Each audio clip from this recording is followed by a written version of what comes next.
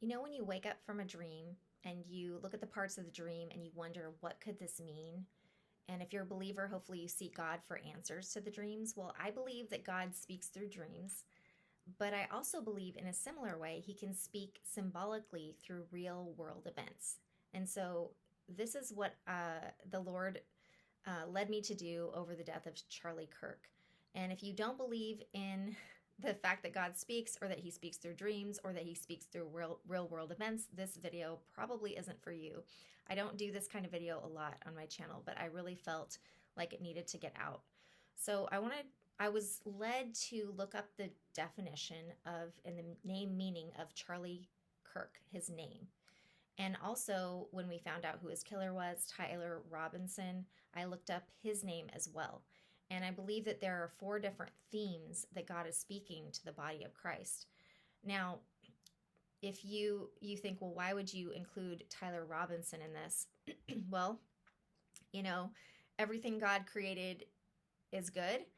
And even though he committed an atrocious evil, what is evil really? It's a counterfeit of what is good and what is true. So something good and true can come from his name meaning, as well as he did a horrible thing, and he needs to pay for that thing that he did. So first we have these words. Okay, let me tell you the name of Charlie and Kirk. Charlie's name means free man, and Kirk means church. Tyler's first name means builder, or builder with bricks. And the last name Robinson is son of Robin, which Robin actually means bright fame. If you imagine a robin, like that, the bird, you think of the brightness of their chest, and that's what brought them fame, means bright fame.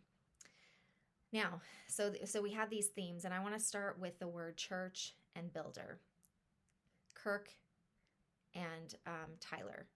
You know that the church has interpreted its role in many different ways over the years, and sometimes the systems of man have gotten it wrong, what the church really means. And so this word church can be convoluted for a lot of us because what we've experienced is a combination of the structure and the systems that man has built and the substance of what God is really doing by his spirit in the church. And a better name for church is actually eklesia. That's the essence, the substance of what God was building when he instituted the church. But we have built these structures and systems. Now, structures and systems are not bad. A lot of times structures and systems can support life, can support the substance of what is happening in the church and what God is doing in the church. But sometimes we build these structures and systems and then we elevate them above the substance of what God is doing. And then they become antithetical. They actually hurt the substance of what God is doing. If we're not willing to change our structures to fit the substance, they end up becoming idols for us. And so a lot of us who have been burned in church actually have had our eyes opened to the fact that not everything that happens in church is God.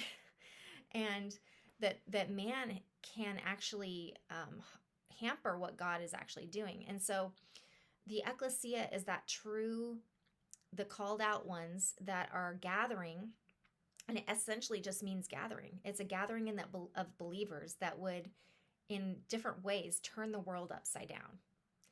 And God calls us to advance the kingdom as he builds his church. But many of us have gotten that backwards. We thought it was our job to build the church and his job to advance the kingdom.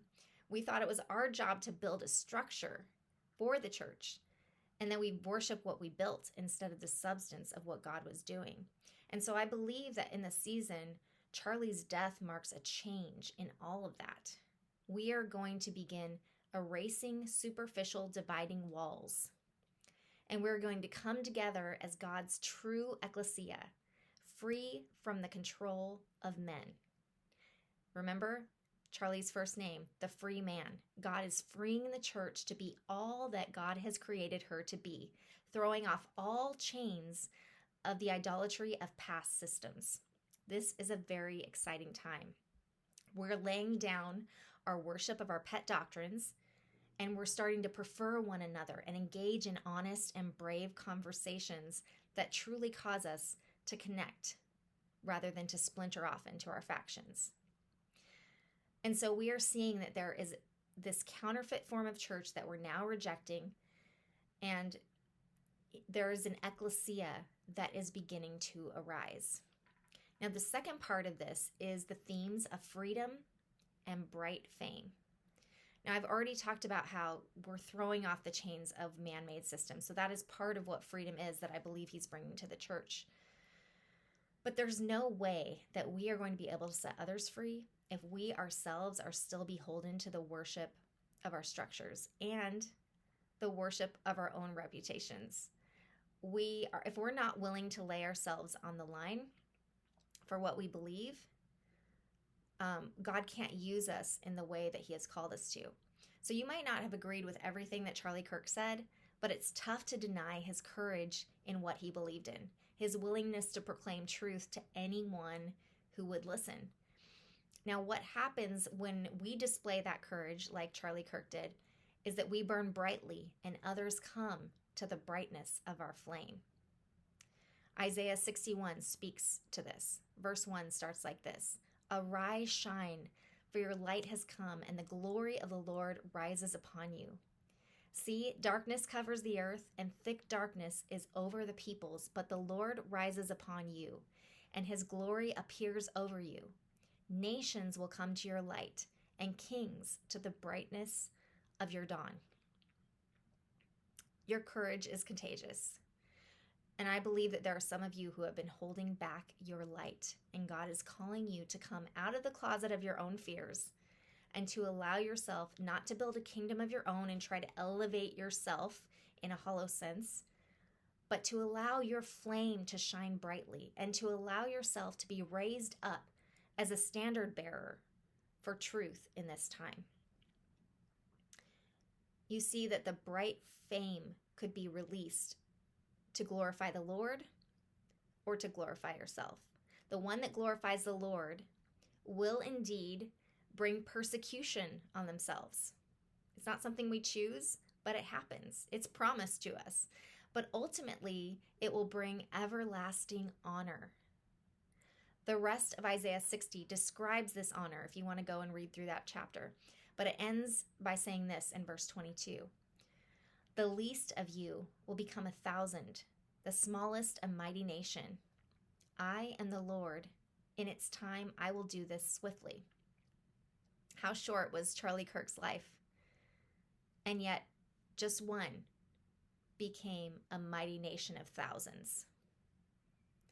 There's nothing, you don't know how far your reach could be if you just get courageous. Ironically, the killer who sought to silence Charlie Kirk, who's the free man, not only served to immortalize his message and the life he lived, but it elevated it way beyond what Charlie could have done on his own. And I believe we will see the movement of God swell in our nation. Many have prophesied it already, and extending out to other parts of the globe. This is way bigger than Charlie or any one of us. He was a courageous but fallible man. If you disagreed with the way he did something or what he said, here's your invitation to do it even better. How are you called specifically to set the captives free? And what is holding you back from setting your own self free to say and do what you need to do in obedience to Christ? Isaiah 61 says this: "The Spirit of the Sovereign Lord is on me, because he has anointed me to proclaim good news to the poor. He has sent me to bind up the brokenhearted, to proclaim freedom for the captives and release from darkness for the prisoners, to proclaim the year of the Lord's favor." It goes on to talk about the good type of building that we are due. We're seeing that theme builder again. But this is the right kind of building, to rebuild the ancient ruins and to restore the places long devastated. We know we have ruins in our nation, but he is calling us to restore the places that have long been devastated. We have freedom, church, builder, bright fame. These are all themes that can be corrupted or that God is calling us to engage in a righteous way. He's intending us to experience freedom in a new way, freedom from the counterfeit and embracing the substance of what God is doing so that we can truly set others free. He wants us to build, not our own hollow edifices to ourselves, but to rebuild the ancient ruins and to bring restoration to our land. And he wants us not to hide our light or to seek fame for our own glory. Instead, our willingness to lay our lives down, to be mocked and even put in harm's way for the furthering of truth will cause our lives to last eternally.